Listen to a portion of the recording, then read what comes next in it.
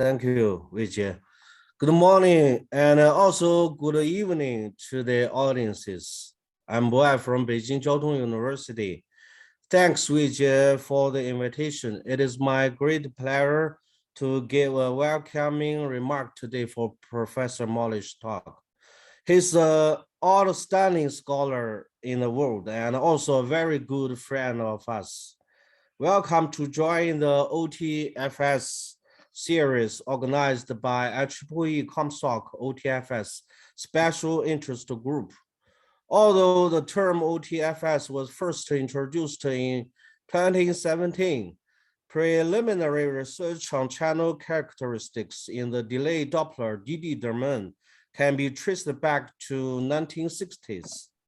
Relying on the DD domain representation, OTFS has enjoyed some benefits and is expected to support a wide range of emerging applications, including low Earth orbit satellite communications, vehicle-to-vehicle communications, and high-speed railway communications.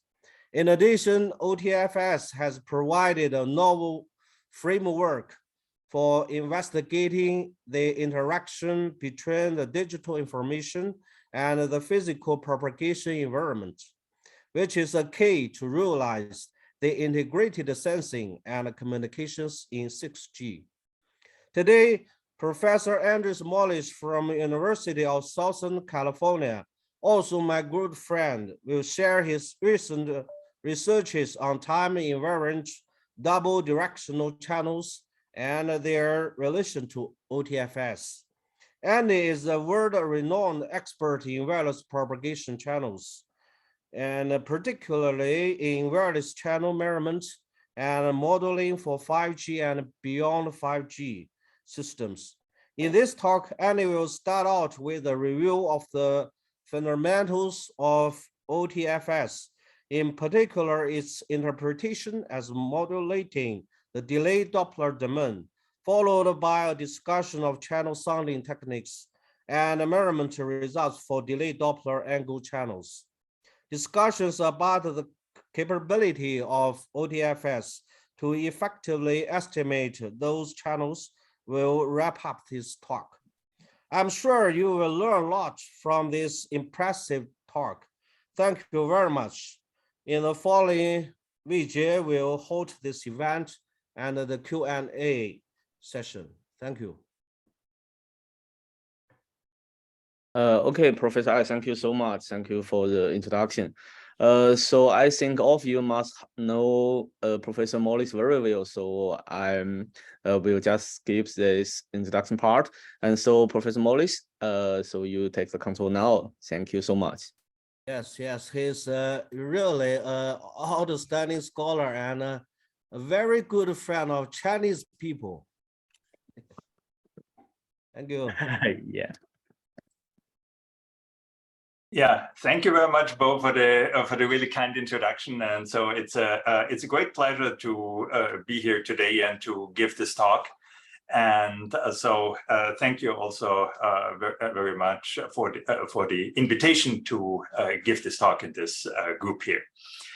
And yeah, as Bo was already mentioning briefly, the talk will mainly consist first of a little bit of a review of the fundamentals of OTFS. And that's actually harking back to my work with Rani Hadani and Shlomo Rakib and the guys at Cohere. And I think in this round, I can keep that pretty short because I'm sure everybody here is an expert on OTFS. So it's really more just for setting the scenes of then talking about time-varying channels. And I'm going to start out about the time-varying single input, single output channels and how they can be represented in the delayed Doppler domain and therefore ease the interpretation of OTFS and the channel estimation of OTFS. And then I will move on to the double directional channels because ultimately everything is MIMO nowadays, or almost everything. And then so we have to think about how does OTFS interact with these double directional channels when we have multiple antennas available. So let me first give this brief headline about what are the key properties of OTFS, why is it interesting, apart from the fact that it's a new modulation method. And of course, as physical layer persons, we are always happy when there is something new happening on the physical layer. So essentially, we can say it's a modulation format operating in the delay Doppler domain, which provides us a lot of advantages that range from simple decoding and pre-coding in MIMO systems. That's what we're going to talk about when we get to the double directional channels later on. It offers a very stable performance, even without channel state information at the transmitter. And this stability and essentially having the same signal to noise ratio for all of the bits that we want to send over the channel also gives us a much simplified scheduling in our system. There is an excellent robustness against phase noise and Doppler, which of course makes it very well suited now for the millimeter wave systems and terahertz systems that are talked about for 5G and beyond 5G, and which again will play also a major role when it comes to the estimation and the measurement of propagation channels. And we see a full spreading of OTFS signals in the time frequency plane. And we can essentially say that every symbol is actually extending over the full bandwidth and a fairly long time, experiencing different temporal fading states, which provides us not only with the robustness against fading that's already mentioned above, but it also provides an interference averaging through this spreading process, and it provides also a reduced peak to average power ratio without any of the duty cycling or loss of diversity. So whenever there is a limitation on the peak power as opposed to the average power, this spreading out of the signal, of course, has inherent large advantages in the system. Now,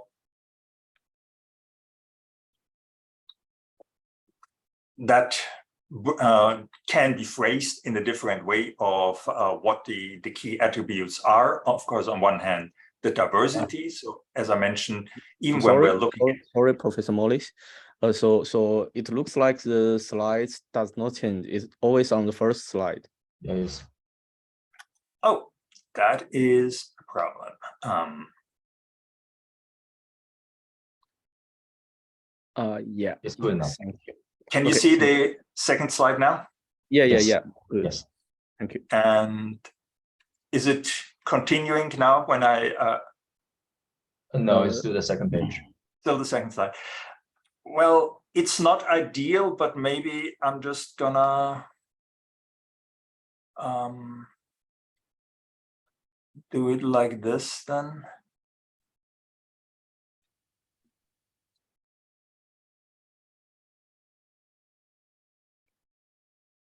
Because it seems the problem comes when I go to full screen. Can you see the slides reasonably well if I show them like this? Yes. Yeah. Yeah, It's the full slide. Yeah. Okay, then I'll proceed with that. Sorry about that. You never know with Zoom and PowerPoint and all of that what's happening. So yeah. Coming back to the key attributes, so this is basically just a reformulation of the things that I said on the previous slide. We have a full diversity. So even in the SISO system, we have both frequency diversity and time diversity or Doppler diversity. We have uniformity of the signal to noise ratio.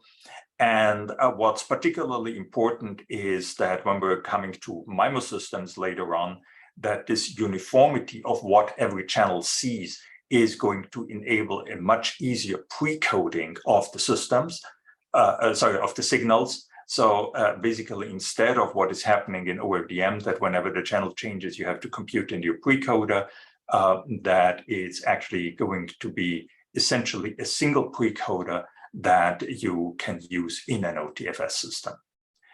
There is the so-called locality. So essentially the local intersymbol interference pattern is defined by the delay Doppler impulse response. And that means that there is a relatively low complexity. The feedback that we might be getting from a receiver to a transmitter, for example, can be done in a more compact form.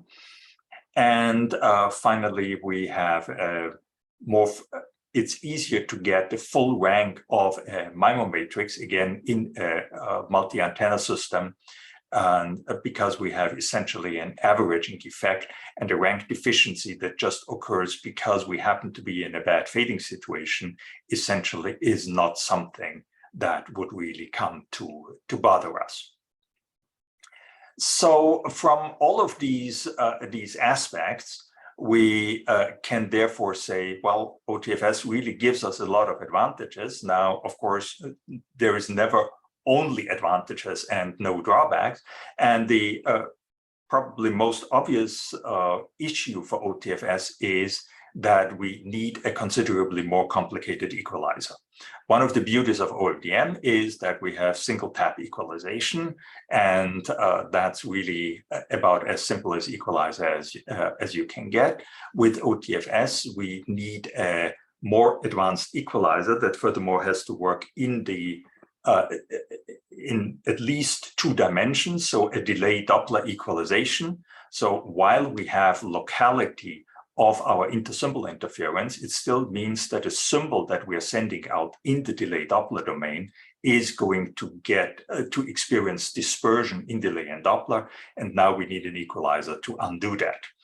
A lot of investigations have shown that simple equalizers, particularly linear equalizers, give seriously suboptimum performance. So at a very minimum, one should be going to a decision feedback equalizer, or possibly even then full maximum likelihood sphere decoder, something on that order. Now, in order to do this equalization, the first thing is we need, of course, a knowledge of the channel, which tells us, well, we need to have good channel estimation possibilities and sequences in any OTFS transmission. And as we are just generally talking about how do we best design general OTFS systems, we're also saying, well, we first of all need to know what are actually characteristics of time variant channels, what are the statistics of those, and therefore we have to look at channel sounding that will basically give us good knowledge of the delay Doppler characteristics of channels. Now, channel sounding and the channel models that are being derived from that is, of course, something that has been going on for a long time. And as Professor I said in the introduction, even sounding or channel models in the delay Doppler domain have been looked at since the 1960s. So the question really is, what are the specific challenges of doing such investigations? In what aspects is doing them with OTFS type of signals especially advantageous? And what are the things we need to look out for when we're doing such measurements? And I will in the following talk a lot about channel sounding, but the majority of these things, of course, do carry over to the channel estimation that is being done as part of the normal OTFS operation in a communication system. So just again, briefly rehashing what is the operating principle of OTFS. Again, I'm sure you all know this very well. We have transmit symbols that essentially exist in the delay Doppler domain, as we have written them up here. And then we let them undergo a symplectic two-dimensional Fourier transform, which more or less brings us into the time frequency domain. And then we combine that with a Heisenberg transform to ultimately get to our transmit signal waveform, where we essentially can also interpret it as our transmit signal is a sum of basis pulses GTX multiplied with an appropriate frequency shifting operation. And of course, these shifted basis and delayed basis pulses are multiplied with the symbols that we want to transmit and added up. So this is our standard OTFS transmitter. Again, we're going from symbols that exist in the delay Doppler domain to symbols that exist in the time frequency domain, and through a Heisenberg transform, we're getting to our overall transmit signals. Of course, like in pretty much any generic multi-carrier transmission, we would like to have at least bi-orthogonality of the basis pulses at transmitter and receiver, and that's fairly straightforward to implement or to select. Now, the received signal can now be interpreted essentially as a cascade of two Heisenberg operators. One is the modulation operation on the basis pulses, which we've already talked about, and then the channel operating on a modulated signal. And the cascade of two Heisenberg operators can be looked at as a twisted convolution, as you can see defined in this equation here. There are some subtle differences between the twisted convolution and the regular convolution operation. As long as we're staying with relatively slowly time variant channels, the differences don't play too large of a role. I will discuss a little bit later on about under what circumstances this might actually play a role. But in maybe in more intuitive way of thinking about the whole operation is just to say that, well, we have a two-dimensional convolution of our transmit signal with the spreading function of the channel. And then so that is essentially what we're seeing here. And that is what gives us our received signal. Now, the actual receiver operation is, first of all, going or undoing the Heisenberg transform by means of what is called the Wigner transform, or to say it a little bit, I think more intuitively, we're going back from the time domain signal that we're receiving here into a time frequency representation like we would always have in an OFDM system. And then the last point is to go back from the time frequency operation through a two-dimensional Fourier transform, or more exactly, an OTFS transform into the delay Doppler domain. And so what we are seeing here now, those signals Y, M, N are now essentially the convolution of the original transmitted signals with the channel. A more exact description of what is really the end-to-end channel here is, we can say that the Y of tau and nu can be written as the twisted convolution of the spreading function of the channel with the transmit signal with the ambiguity function or cross ambiguity function of the transmit and the receive pulse.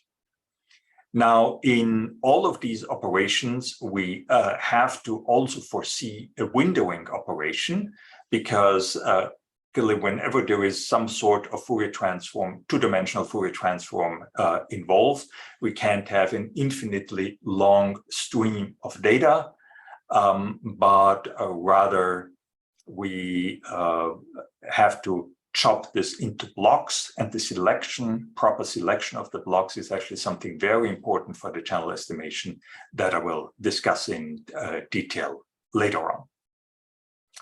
So yeah, I see a raised hand.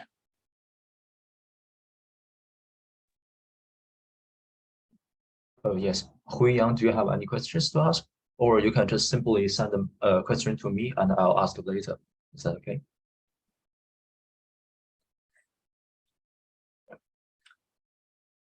Yeah, I think, Professor, maybe you can keep going. Yeah, then let me just proceed.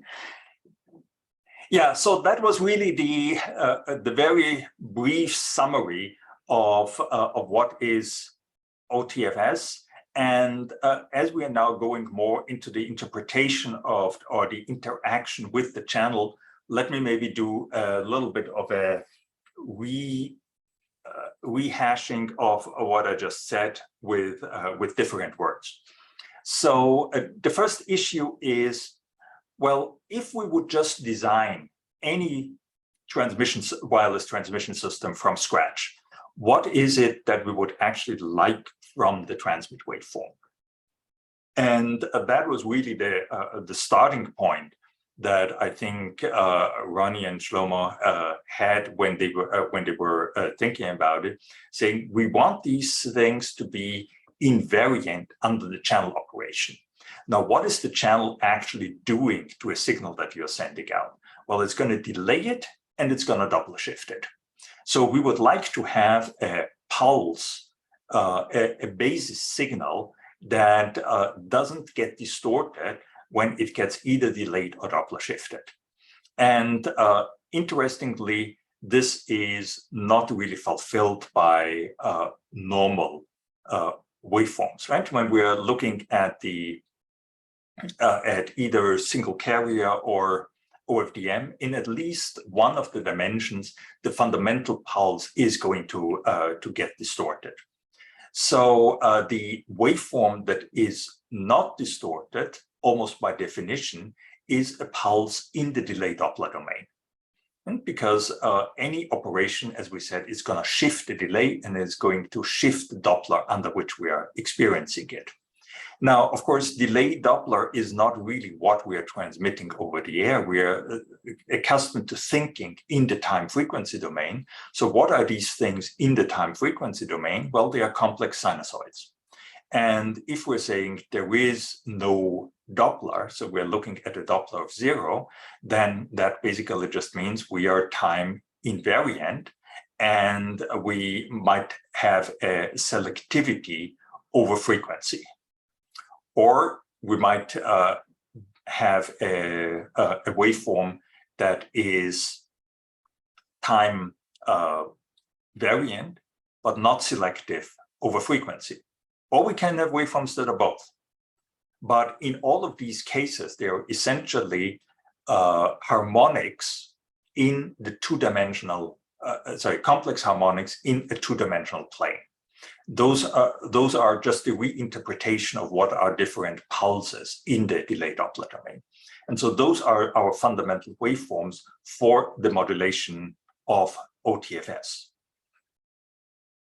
Now, the coupling between the channel and the waveform occurs just that we're saying, well, there are different pulses in delay Doppler domain, and all of them might now undergo a certain shift in the time, or in the delay domain. They might undergo a shift in the Doppler domain.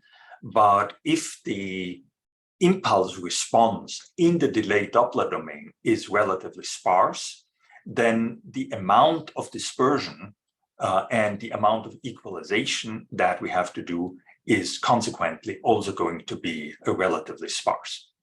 And we know, on the other hand, that when we're looking at a characterization of the selectivity in the frequency domain for an OFDM signal, well, there is every subcarrier that we're looking at is going to be distorted. And if we want to take into account that there is correlation between the distortion on the subcarriers or of the attenuations on the subcarriers, we have to bring in things like second order statistics in order to improve our overall signal. When we are therefore looking at modulation in the delay Doppler domain, what are we going to see? Well, assume for the moment that we're exciting only these relatively sparsely placed signals in the delay Doppler domain. We convolve this with the delay Doppler impulse response. We are getting an overall received signal that looks like this. Of course, this is not how it would actually look in a practical system, because we wouldn't be exploiting all degrees of freedom that are offered by the bandwidth and the time, so it wouldn't be spectrally efficient. In reality, all these excitations pulses are going to be close to each other, but you see the general picture of what is happening to the pulses on their way between transmitter and receiver. We can, of course, look at OTFS also as an implementation as an OFDM overlay under certain constraints. Again, this is assuming that the channels are actually not varying too fast. And we can just say, well, we're taking our signals in the delay Doppler domain, we're letting them undergo a two-dimensional symplectic fast Fourier transform. And from then on, everything is just like a normal OFDM system. And then at the receiver, we're just doing as a last step, we're taking the received OFDM signals and transforming them back into the delay Doppler domain. So the essential thing, and this closes to loop what I said in the very beginning, is that while the channel in the time frequency domain is very fast varying, and you can see here that as we are going over time, of course, you see the ups and downs on the different subcarriers. If we're looking across frequency, you see the ups and downs, and at every time instant, we see different frequency selectivity. In contrast to that, the OTFS channel is essentially stable over the duration of the observation.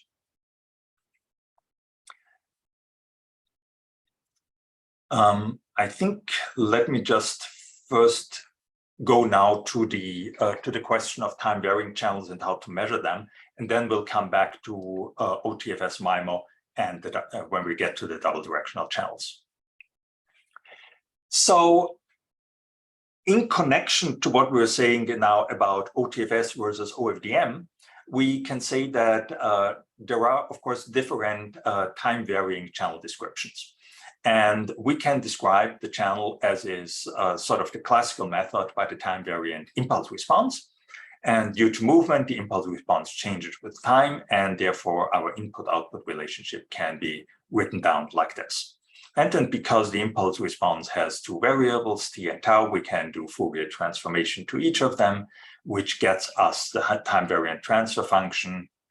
And we can also go to the spreading function, which means now that we are looking at a representation in the Doppler delay domain. And this is all standard material from our classes in wireless communication, so nothing surprising there. And you can see here the relationship of the Fourier transforms between the different representations.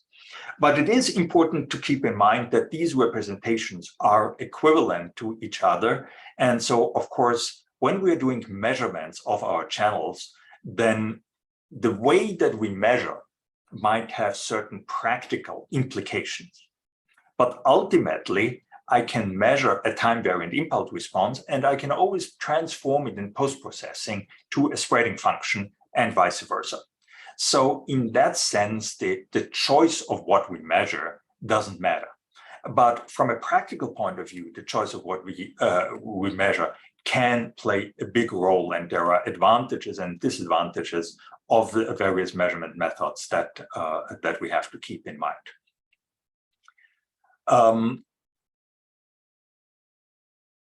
One more thing I want to stress before we go into the details on how to do channel measurement is the difference between the stationarity time and the coherence time of a channel. And that actually plays a major role in the interpretation of OFDM versus OTFS. Coherence time in a SISO channel is essentially the time over which the aggregate channel can be viewed as static, which means that the impulse response does not change. So the superposition of the different multipath components doesn't change, which in turn means the phases of the multipath components do not change. And this one is approximately 1 over the maximum Doppler frequency. The station, and you can imagine or see very easily that this is what determines essentially the sampling time in OFDM for channel estimation and for channel sounding. And because we're measuring the transfer function at certain time intervals, and I have to do this again and again whenever the transfer function has changed, and that happens at the coherence time interval. The stationarity time, on the other hand, is the time over which the resolvable multipath components are static. So now we're not looking at the superposition, now we're not looking at the phases that one multipath component has with respect to each other, but rather we are asking the question of over what time interval does the amplitude of a resolvable multipath component stay static. So obviously when I'm in a shadowing channel and I'm going around the corner and now I'm getting into a shadowing dip, this amplitude changes. So stationarity time for the amplitude is strongly correlated to the shadowing. Another way of how stationarity can get broken is to say, well, my multipath component just changes its delay. And previously it was a delay of 10 nanoseconds, now it's at 12 nanoseconds. And that by definition means it's not in the same location anymore if 2 nanoseconds is my resolvable bin width. Now, the stationarity time is a thing that's much more important for OTFS. Because OTFS, if you remember, we were talking about the windowing of the signals and saying within that window, we're applying a Fourier transform. Now, you could say, well, a Fourier transform is always defined. Stationarity, not stationarity. I measure something, I run it through the equation for a Fourier transform, it always exists. And you would be absolutely correct with that statement. But where the stationarity time comes in is in the interpretation of that Fourier transform, of that scattering function, spreading function, and in the question of how sparse is it going to be. And so if my window is one stationarity time, then if I have one reflector, let's say a car that is moving by, introducing a certain Doppler, that reflector will occupy one delay Doppler bin. And so it's going to be very sparse. If I take my Fourier transform over a much longer time, then that same car might occupy 3 or 9 or even more delayed Doppler bins, which then consequently makes the feedback much more costly, makes the equalization much more complicated, and so on. So again, this is just my personal interpretation, but I often think that the way to easily interpret such a spreading function is to limit the window over which we're taking the Fourier transform to something that's on the order of the stationarity time. So as I said, shadowing, delay, Doppler might actually all have different stationarity times. And so we actually prefer to take the shortest one of those. But in any case, you have to keep in mind that interpretations start to differ once I'm going for windows that are larger than a stationarity time.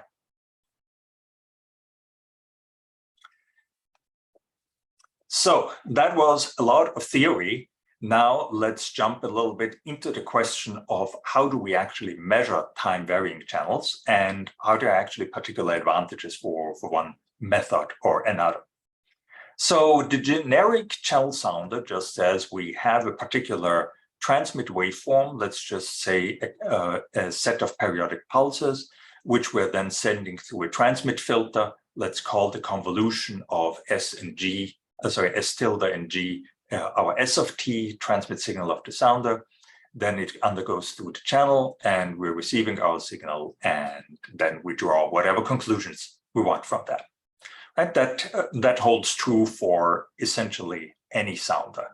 We do have things like requirement for precision synchronization that I'm drawing with a little block here that a lot of my students would say, well, it's more than a little block. It's about 3 months of work to to get this going, right? But I think for the discussion today, let's just assume that synchronization does exist, and let's base the further discussion on that. So now we're looking at the time domain sounding as the first option and saying that, well, that is if our transmit signal is something that's essentially like a short pulse. The simplest, conceptually simplest channel sounder you can imagine is something that really just sends out a high power short pulse every, let's say, 1 millisecond, and we'd be deriving our impulse response from that. Now, in this pure form, it's almost never used in practice because the peak to average power ratio would just be horrible. And so what is actually used in practice is a correlation sounder, where we're saying we're sending out a PN sequence from the transmitter. We're correlating that with the receive waveform, and we're the concatenation of transmitter and receive filter gives us approximately a delta pulse. And so that way we have a low peak to average power ratio. We are still getting a large power in our sounding signal, and therefore a good signal to noise ratio. So that's a fairly well explored and widely used system. The alternative is, of course, frequency domain sounding. And there it means we're measuring the time variant transfer function.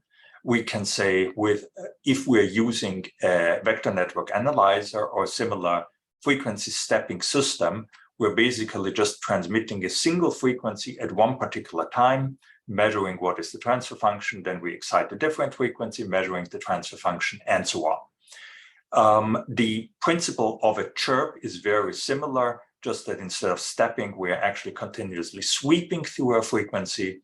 And finally, there is multitone sounding, where we're saying, well, we're doing a simultaneous excitation of multiple tones, which gives us a waveform that's very similar to OFDM, except that it doesn't have a peak to average power ratio problem. Because since we only want to excite a sounding waveform that we know, and we don't care to transmit information on those tones, we can just pick the phases on the different subcarriers in such a way that they give us very good peak to average power ratio. And so that's a type of a sounder that we are using, for example, very extensively, but a lot of other groups working in channel sounding as well. So you can see that the time domain sounding is obviously something that is well suited to the natural or naturally suited to what we would experience in a single carrier communication system. And frequency domain sounders are naturally suited for an OFDM type of system. So then the question is there actually a channel sounder that's naturally suited to OTFS? And the answer to that is yes, and it's actually a delay Doppler radar. And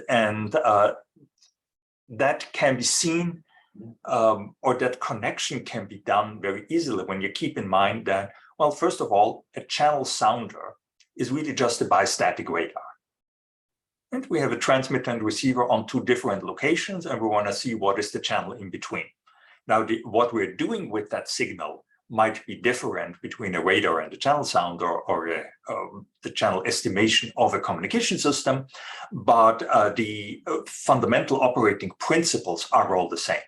So the delay Doppler radar that has actually been explored for a lot of other applications for quite a while really has a waveform that is quite similar to what we actually have in OTFS.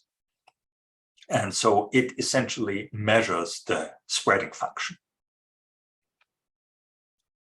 So when we're now saying, well, we have these three types of sounders, which one is better?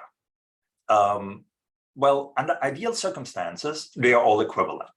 And because no matter whether I'm measuring now the transfer function or the impulse response or the spreading function, I just do a Fourier transform between them and we having equivalent results. Now, the question is, from a practical point of view, what might actually be the differences here? And we're gonna discuss those in a second. Just before we're getting to that, I wanted to make one more comment about the question of what happens when we are not in quasi-static channels. This is actually where we have to watch out, in particular, at the Fourier transforming between the different impulse responses, right? Normally, if we're just looking at the measurement of an impulse response, we would be saying, well, we're exciting the channel with an impulse at time t equals 0, and now we are observing the impulse response that we are getting, and we're just assuming that for that whole duration, the channel is time invariant. Once we're saying that our channel changes on us while the impulses or while the echoes are still running through the channel, the interpretation becomes more difficult. And in particular, we have to start to distinguish between the impulse response, how it is normally defined, which is sort of the kernel function, h of t and tau. And on the other hand, if we are having an impulse, an excitation of our system by a pulse at time t minus tau. So again, doesn't play a role in slowly varying channels, does play a role when there is more movement.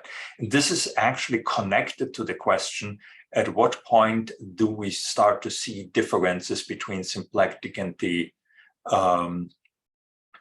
regular Fourier transform, and at what under what circumstances is this interpretation of OTFS as an overlay of OFDM actually applicable? But generally speaking, when we are making these correct provisions, channels are identifiable as long as the following condition is fulfilled, and tau 2 max nu max smaller equal 1. That is essentially just a two-dimensional Nyquist theorem. You're saying the channel extends from 0 to tau max and from minus nu max to nu max, and that just tells us, yeah, we have to sample frequently enough, otherwise it doesn't work. And so a sounder, therefore, has to fulfill these two conditions. We have to sample frequently enough that we can follow the temporal changes, and we have to sample rarely enough that an excitation pulse doesn't start while we're still receiving the other excitation pulse. So when we are now looking at the interpretation, we can say, well, with a VNA, our excitation signals are essentially on a skewed grid in the time frequency plane. And because we can say, if I can make a little annotation here,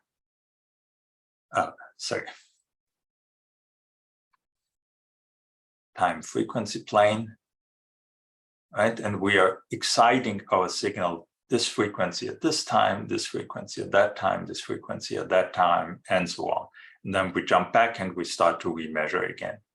And so that's why I'm saying you're measuring on a skewed grid. It's not on a rectangular grid that is being done. But again, as long as your channel is underspread, of course, you can do proper interpolation for any arbitrary time frequency component that you have. Multitone sounders allow you a more continuous monitoring of the different subcarriers. Impulse responses excite on a rectangular grid in the time delay plane. And then finally, OTFS give the excitation of in the delay Doppler domain, as we have discussed previously. And those are the waveforms that you're using for the excitation. Now, we were talking about the relative advantages and disadvantages of measuring in various domains. One of the advantages of OTFS is its good robustness to phase noise. And that, of course, also carries over to the use of OTFS as channel sounders. And this is especially relevant when we're now talking about millimeter wave systems, because phase noise is just that much worse as we're going up in frequency. And now, as we're for beyond 5G, we're going to the to possibly terahertz systems. Well, we're going to encounter even more of this phase noise. So this is one thing where OTFS indeed helps us a lot in improving the overall situation. And because we would essentially expect that a pulse in the Doppler domain through a phase noise might be shifted somewhat, but this would be happening essentially to all of the pulses in a way that that is relatively easy to interpret.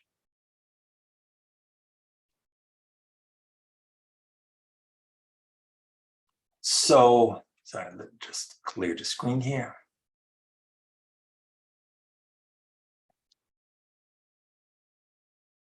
Yeah, I think I already discussed here quite a bit about the interpretation of the windowing function in OTFS. So let me just give one last example of actually a measurement result for millimeter wave systems, and this is done actually not with an OTFS sounder. The channel sounders that we have at USC are actually operating on a multi-carrier system. But as we said, we can do the transformation to a time frequency or to a delayed Doppler domain in a fairly straightforward way. So just to give you the setup of these measurements, this is actually a fixed wireless access millimeter wave channel. So we have two antennas, two horn antennas that are pointing into a fixed direction. Neither of them is moving. So we are going to see a lot of static reflections from the environment. And then in addition, we're going to see reflections from pedestrians and from cars moving up and down the road. And in this plot here, you see delay versus time. And so the static scatterers, of course, are the ones that have absolutely no change in their characteristics over time.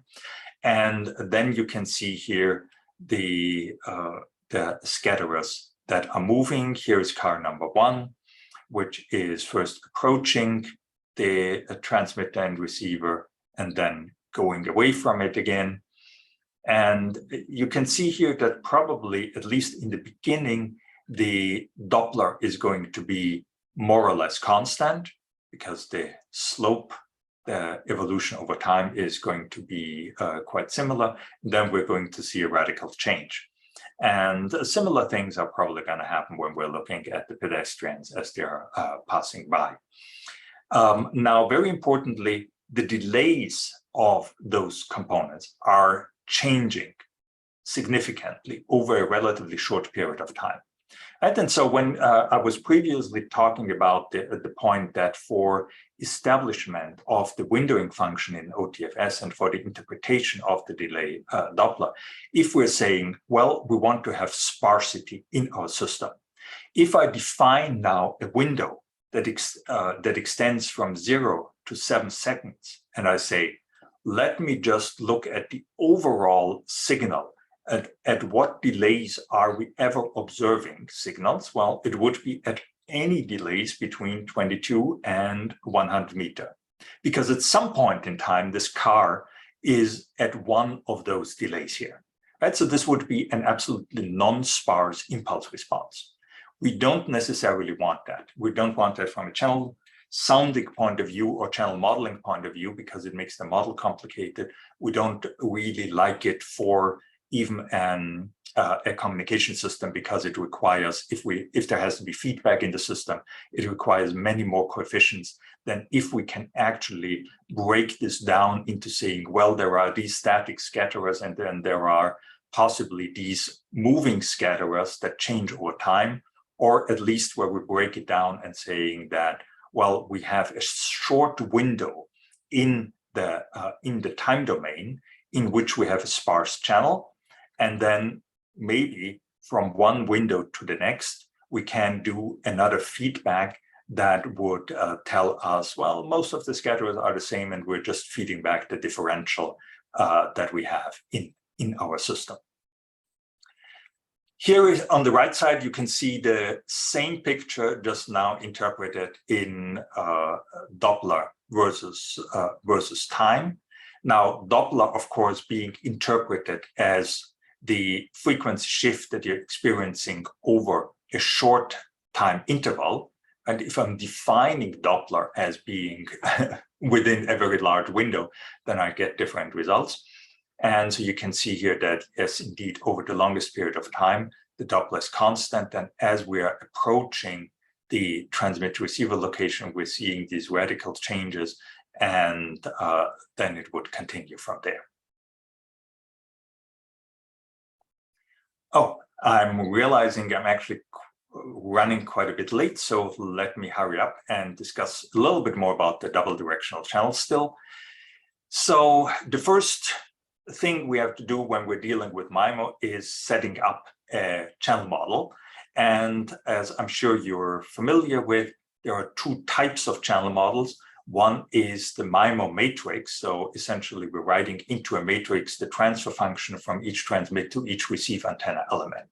And this is very naturally suited to a MIMO OFDM system, because you can basically now, so every antenna, every subcarrier gives me essentially 1 degree of freedom. I'm transmitting one symbol on these signals, and in the receiver, I'm just needing some sort of equalization to recover that.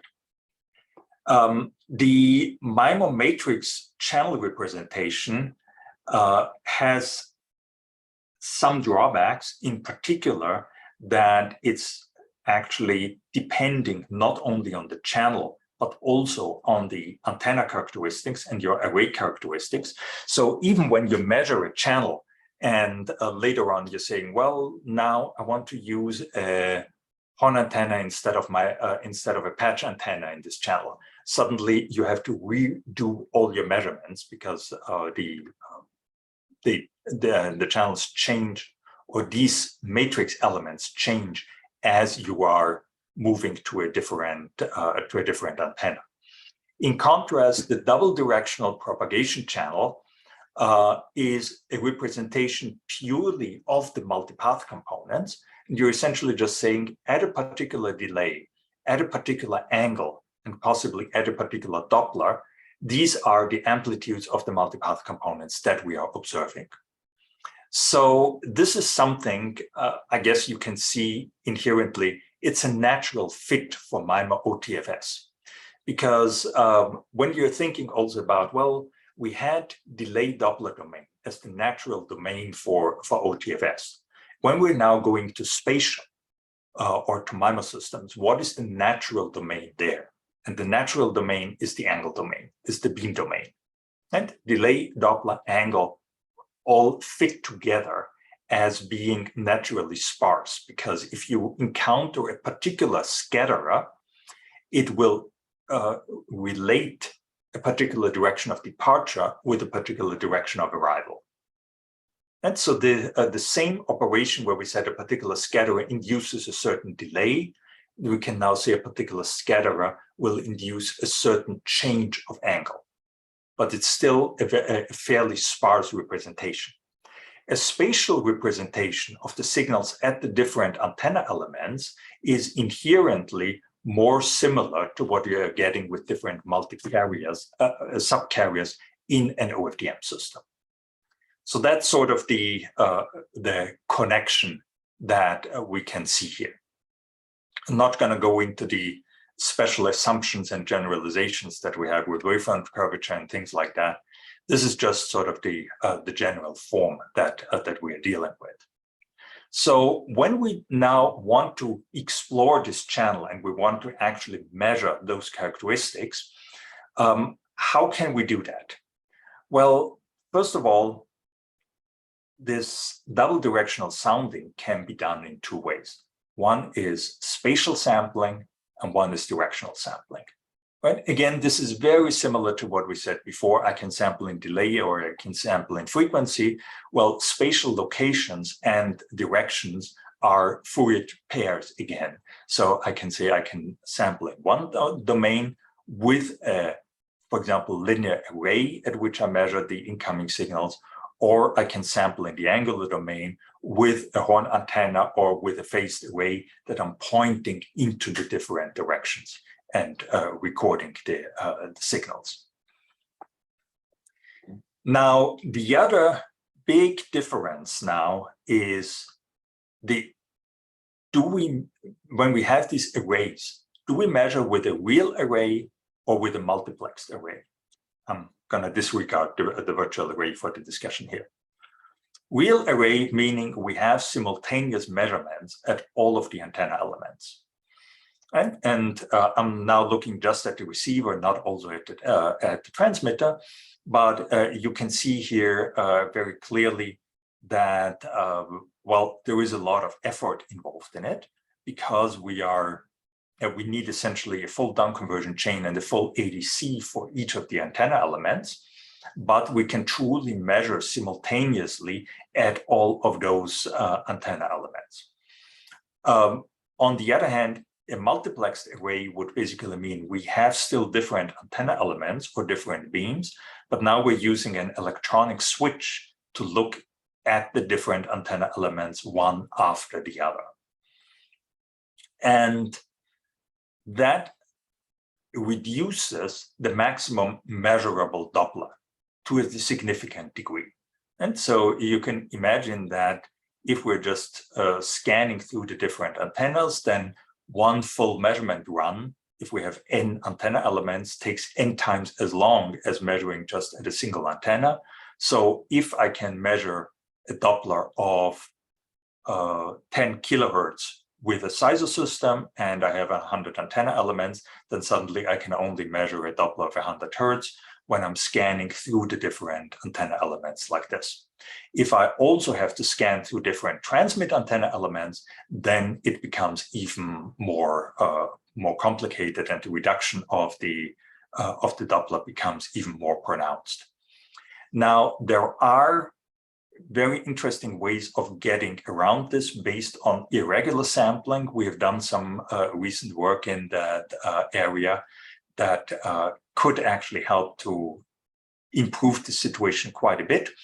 But let's just say for the normal way of doing uniform regular sampling, this reduction in the measurable Doppler has to be taken into account. The other thing you'll also notice is that, well, this multiplexed array really is mainly for doing channel sounding, not necessarily for actual channel estimation in the system, because in a regular system, you have to use your whole, or you have to be able to look at all your antenna signals anyway. The question of switched beam versus switched element, as I said, is very much related to that. Well, beams are a more natural fit to OTFS. There are a number of advantages also in having a switched beam that just come from the hardware, that you actually might be able to use your different power amplifiers in your channel sounder in a better way if you have a limitation on the peak power of each of your power amplifiers.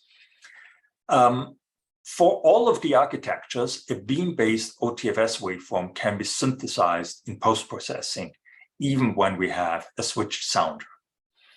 However, one thing is clear: if we want to send out a continuous waveform, the way that we have it, for example, plotted here, then, and I want to be able to do that, to send it out always from one antenna element, then the interaction with the switching is non-trivial.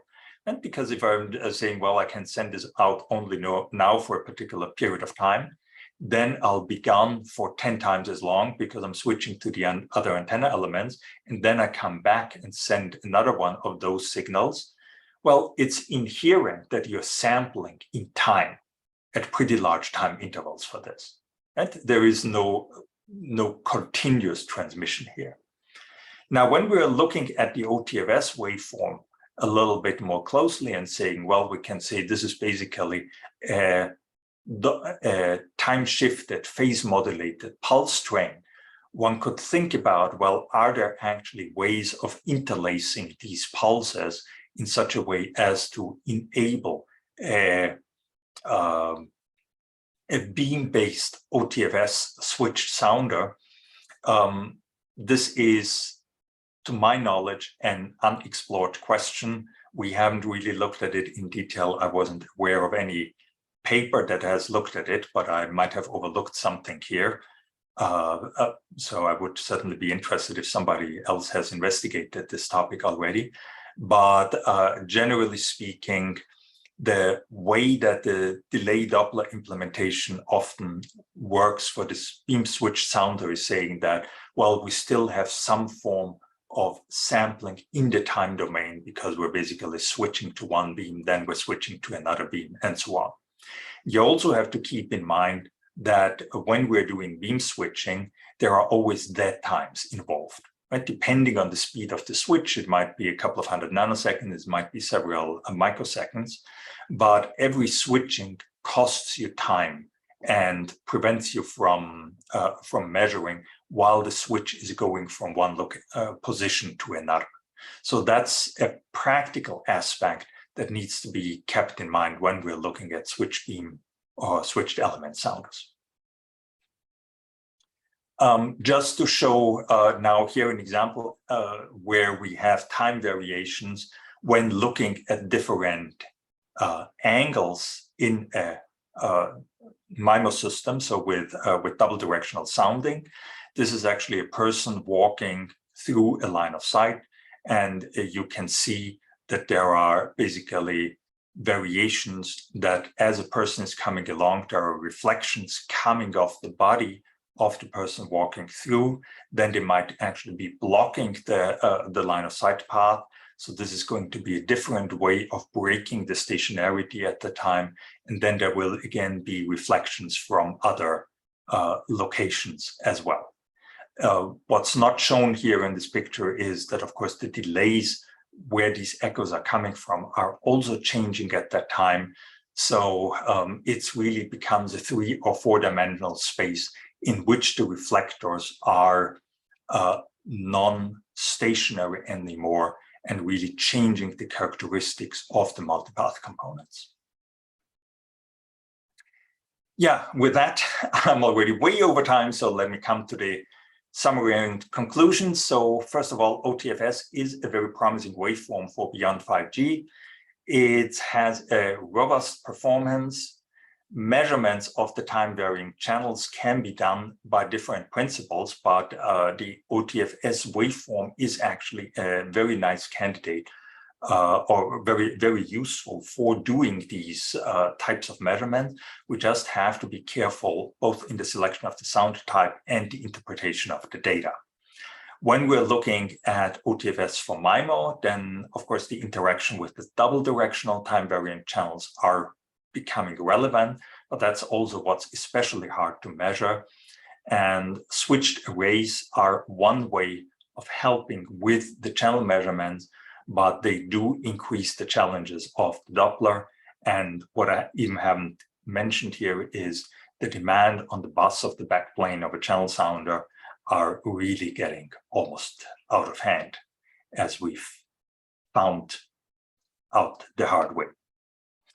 So with that, I'd like to wrap up and wanted to express my thanks to the team at Cohere, where I learned a lot about OTFS, my current and former postdocs and students at USC, collaborators at USC and around the world, quite a few of which are actually here today, so that's a special pleasure, and of course our funding agencies and sponsors.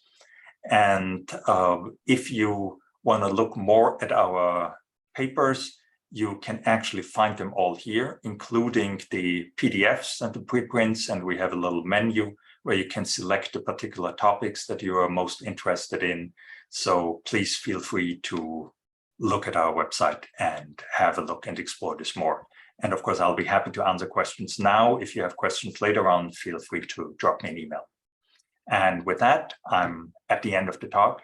Thank you very much, and looking forward to the discussion now. Okay, thank you very much, Professor Molisch, for your impressive talk. I have seen quite a few questions from the audience, so maybe Shuangyang, could you host the Q&A session? Oh, yeah, sure. Thank you for the presentation. That was very informative and interesting. I have collected several questions, and there was a first question from Professor Murphy asking about the bi-orthogonality condition. And he mentioned that there are actually practical time frequency domain pulses cannot satisfy that. Is that an important aspect we need to take into account for channel estimation? So I think for that's a great question. I think for channel estimation, the bi-orthogonality condition plays a minor role, because we are really just trying in post-processing to find out what is the distortion of the channel, and we are not really attempting to separate the pulses that might be overlapping in our system for which we would be using this. Okay, thank you. I have a personal question on top of that. So you have also mentioned the localization, and I suppose that's in delay Doppler domain. Is there a better way to connect the bi-orthogonality, which is defined in time frequency, and localization in delay Doppler? I think that but I might be wrong here. I think the bi-orthogonality in delay Doppler results also in a bi-orthogonality in time frequency, but don't nail me down on that. I might be. Okay. I'd have to run the math for me. This is just an intuition here. Thank you. There's another question from Professor Yishu Shu, and he was asking, so OTFS has been proven to have a good performance in high mobility channel, but in conventional OFDM systems, is there a possible way that we can come up with a compensation for the Doppler so that the performance between OTFS and OFDM in high mobility channels are pretty much the same? I think there are ways to deal with the high Doppler in OFDM, but they tend to lead to significant complications, because essentially you are now saying that with the high mobility, the intercarrier interference becomes unavoidable. So now instead of having the single carrier equalization that you would normally have, you essentially have to do like a full very complex inversion of the H matrix, or possibly, and that would only be linear, right? With the possibility of noise enhancement, so you probably have to do some sort of MLSE in the frequency domain. I suspect that when you do ideal receivers, the performance between the two would probably be equivalent. Right. Again, that's just intuition, because you could say, well, you can transform them, yeah, it certainly would require a significant increase in the complexity of an OFDM receiver. Yes.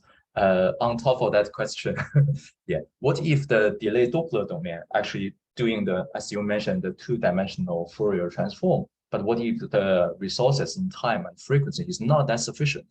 That may result in also say fractional responses in the delay Doppler domain. Well, that also causes some of the complexity for the receiver side. Well, This is a great point, because in the discussion now, I was sort of always acting as if the multipath components are sitting exactly on the grid points of the delayed Doppler domain, which they don't. And so theoretically, if you have a multipath component that's sort of sitting in between two grid points, it's going to affect two of your samples in the delayed Doppler domain. Just like in the single carrier system, if you have a single multipath component that's sitting between two sample points, you're going to see the effect on multiple sample points around it. And so that is going to lead to a reduction of the sparsity that we would normally hope for in the delayed Doppler domain. So we have to live with some reduction there. The larger the bandwidth, the longer the window, the better it is in principle. So this is why people have been saying that long windows are a good thing for OTFS. It's just that at some point you're going to get hit with the pulse actually moving its delay, and then you're starting to lose again that sparsity. So finding that sweet spot is actually not trivial, and I think an interesting topic of research. That's a really good point. Thank you. There's another question from Professor Zheng Yong. He was mentioning about the coherence time and the stationarity time, which I found is pretty interesting. So is there a kind of like a conceptual difference between the coherence time and stationarity time? And can we say that typically the coherence time is much smaller than the stationarity time? So to answer the second question very briefly, yes, that's exactly true. And so the conceptual difference between coherence time and stationarity time, and again, just going to annotate here, is if you're saying you have two multipath components that you're representing with two phasors, then you're saying, well, your effective signal is or effective channel is going to be this. And so when the two components stay the same, but just the phase relationship changes, and then now you have a different channel. This is essentially one coherence time. Your effective channel has changed, but it's still completely within one stationarity time, because the amplitudes of each of those multipath components has stayed the same. Only when you're getting into a shadowing region, you're, for example, now saying, okay, and now the amplitude of this phasor here shrinks, and instead of going up to here, it goes up to here. Now you are beyond a stationarity time. I see. Yes, that's a good point. Speaking of that, I also have looked into some of the textbooks about the stationarity time, and I noticed there are some actually kind of saying that stationarity region is a region that the delay and the Doppler can change independently, but they're not necessarily saying that they're constant and static. What do you think of that? Is that a way that we can say that in that region, the delay Doppler are always constant? Yeah, I think that it's almost by definition within one stationarity region, delay and Doppler are constant. But I'm not quite sure whether I understood the rest of the question correctly, but the stationarity region for the delay can be different from the stationarity region of the Doppler. And the size of the stationarity region can actually change as I'm moving from here to here. I mean, as I'm moving over distances that are much larger than a stationarity region. So I think the usual trick that is used for theoretical investigations is to say that let's just take the minimum of all of these stationarity regions and say at least that way we are guaranteed to always be constant within that range. Right. Thank you. Is there a typical conclusion that, for example, in our current communication systems, how long will a stationarity time be? Like, for example, maybe it will support several frames, or is there a typical answer for that?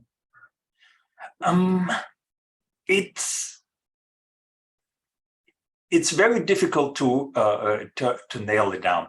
If we are talking about below 6 gigahertz, then the shadowing correlation distance, at least outdoors, I think the rule of thumb of 10 meter is pretty good.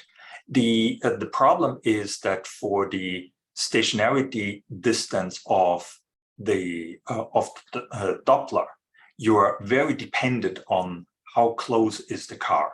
And so if we're going back to that one slide that I was showing about the measurement, you have a nice long stationarity distance over here. And then when you're getting here, your stationarity distance is, or stationarity time is becoming very, very short. I see. And the stationarity distance for the delay now depends very much on your bandwidth, because it's how long does it take for an echo to move one delay pin. But if one delay pin is only 100 picoseconds, then it doesn't take very long. And so I see. It's unfortunately the usual engineering answer, it depends. Thank you very much for your answer. There's another question about OTFS and OFDM in the presence of MIMO communication. There were people asking, like you have mentioned that OTFS has some particular advantages in MIMO communication. Well, that converted to a simplified hybrid pre-coding scheme, for example, in practical designs? I think so, yes. Oh, okay. Is there I have to admit, I note that there are activities going on in this area. I'm not too familiar with the details of what's happening, but I do know that that is indeed the goal, or that's the fundamental motivation of saying that, well, because each OTFS symbol sees essentially the same channel, it does lead to a simplified precoder. Okay. Thank you. That's very good answer. There's another question actually from myself. So you have mentioned there is a non-quasi static channel that can happen in some of the actual channels, and you mentioned that in this case there may be a difference between OTFS and its overlay with OFDM. Could you be more like specific on this point? And I'm very interested in, if that happens, will delayed Doppler domain also be representative for the current channel? Yeah, so the fundamental issue is essentially for the for having the delayed Doppler domain being representative or corresponding to a time frequency domain is how you are defining your impulse response. And so it comes back to what I think I briefly mentioned with the with the question of, do you have the input-output relationship of y of t is your kernel of t tau x of tau d tau, or do you have y of t?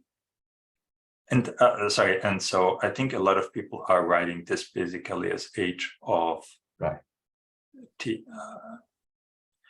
But actually, you could have the relationship of t minus tau x of tau d tau. And so depending on whether you now use the kernel or this impulse response as your starting point, you're getting now to a different representation also in the delayed Doppler domain once you're doing the Fourier transform. And I think in a different way you could say you are taking an OTFS basic pulse and then you time shift it and you frequency modulate it. And normally it doesn't matter of whether you first time shifted and then frequency modulated, or first frequency modulated and then time shifted. Yes. But if your channel gets too variant, then that sequence plays a role. That's very interesting. That's then in one of the cases, the overlay is the overlay picture or the one-to-one correspondence is actually breaking down.